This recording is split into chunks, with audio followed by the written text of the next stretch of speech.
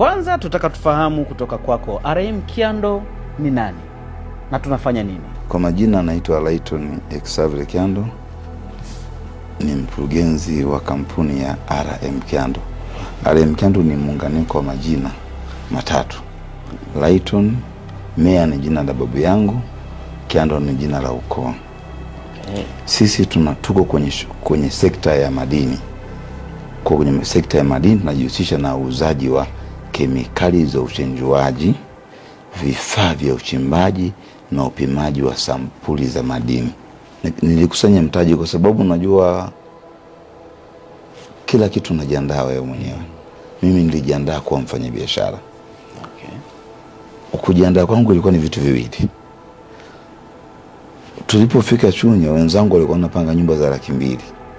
Mimi nilikuwa napanga nyumba, nilipanga chumba shilingi 10,000. Choo unatembea hatua 10.